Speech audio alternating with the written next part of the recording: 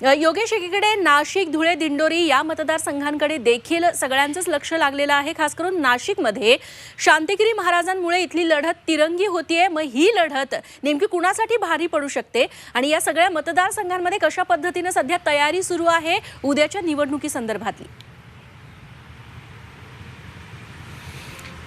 खरं म्हणजे पूर्ण महाराष्ट्रामध्ये गाजलेलं नाशिक लोकसभा मतदारसंघ हा केवळ अगदी शेवटच्या क्षणी महायुतीनं दिलेला उमेदवार, त्यामुळे सगळ्यांत प्रकर्षानं हा सगळीकडे प्रसिद्ध झाला.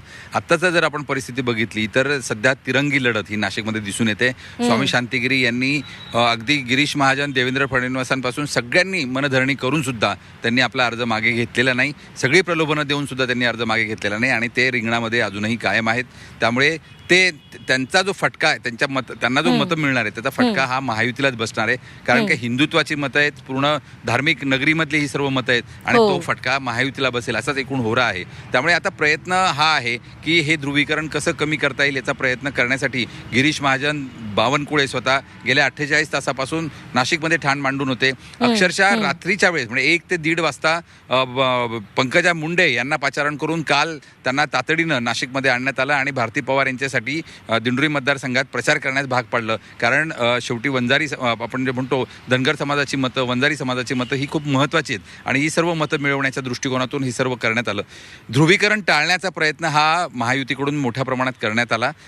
महाविकास आघाडीने जे दिलेले साधे सरळ उमेदवार आहेत, म्हणजे आपण जर बघितलं दिंडोरी मतदारसंघात एका केंद्रीय मंत्र्याच्या समोर एक साधा शिक्षक भास्कर भगरे यांना महाविकास आघाडीने उमेदवारी दिली. तर नाशिकमध्ये एकदम साधा माणूस राजाभाऊ वाजे जे सिन्नरचे आहेत, ग्रामीण भागातले, आणि त्यांचा स्वभाव कधी कोणाला काय दुखावलेला नाही, म्हणजे आपण म्हणूया हितशत्रू नसलेला हा माणूस आहे. आणि त्यामुळे महाविकास आघाडीने मोठ्या प्रमाणात आव्हान या दोन्ही ठिकाणी दिलेलं आहे. तिसरी लढत जर आपण बघितली, धुळे मतदारसंघामध्ये 2 डॉक्टरांची लढत होते. डॉक्टर सुभाष भामरे हे माजी संरक्षण राज्य संरक्षण मंत्री होते आणि त्यांच्यासमोर डॉक्टर शोभा बच्छाव या उमेदवाराला, म्हणजे नाशिकच्या असलेल्या उमेदवाराला धुळ्यामध्ये त्यांच्या समोर उभं टाकलंय.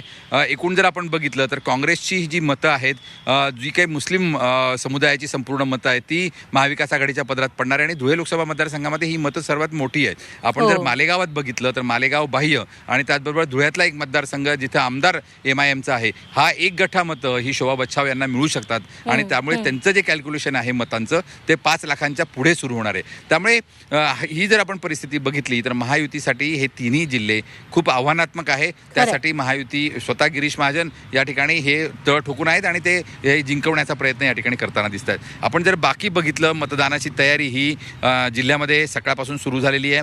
जवळजवळ असं 1836 मतदान केंद्र दोन्ही मतदारसंघांमध्ये नाशिक जिल्ह्यामध्ये आहेत आणि 34,000 अधिकारी आणि कर्मचारी या ठिकाणी तैनात करण्यात आलेले आहेत. एकूण 38 लाख मतदारांसाठीचं हे मतदान उद्या पार पडतंय. त्यामुळे एकूणच कांद्याबद्दलची शेतकऱ्यांमधली नाराजी, ओबीसींचं ध्रुवीकरण, छगन भुजबळांची नाराजी, अपक्ष स्वामी शांतिगिरी यांचं हिंदुत्वाची मतं, याचा सर्व परिणाम या मतदानावर आपल्याला किती दिसतो हे उद्या संध्याकाळपर्यंत आपल्या लक्षात येईल आणि एकूणच यामध्ये पारडं कोणाचं जड होतंय उद्या संध्याकाळपर्यंत स्पष्ट होईल.